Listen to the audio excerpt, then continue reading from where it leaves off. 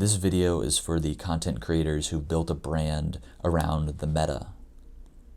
To write about writing, to podcast about podcasting, to make videos about how to make videos. This is all the meta. And all of that is fine, but after a while it can begin to feel hollow. It's like peeling an onion in search of its core and coming up empty-handed and realizing that it was the outer petals that made it real. It was the specific, the imaginable, the literal that made it real, not these abstract concepts. Analysis without art is a waste. Meta without art is a waste. It's like a food critic without a chef. I think there's too much meta, too much analysis, and I know I'm contributing to the problem. There's too much talk about talking, tips and quotes and aphorisms and phrases that sound nice but don't offer anything of substance to the audience. The internet is still a baby older than me, but from what I see, it's given rise to this societal hunger for content.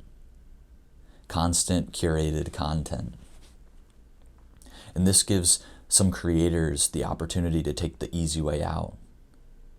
To write listicles, to make stupid quizzes, to copy what's worked before, to retweet what's popular, to follow the trends, to pick apart the real artists, to be a harsh critic, to share hot takes just to stir the pot. This is all done to keep our collective hunger at bay. The creators are only reacting to what the audience wants. We don't have the patience for risky, powerful art, so we settle for shit.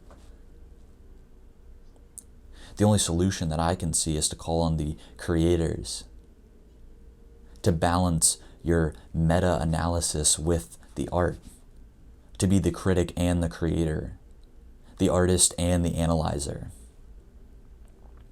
I know it's easier to analyze what's been done before instead of making something fresh. But if everyone dealt in the meta, then we'd run out of things to talk about. We've run out of specific examples for our abstract concepts. So create fantastical worlds. Tell these mythical stories. Put me in alternative histories. Don't write another book about an author with writer's block. Meta is a crutch for a lack of imagination, but it's a useful tool for making content. So use it, but find the time to tell deeper stories. We don't need more meta. We don't need more top 5 hacks to get out of a creative funk. We need more art.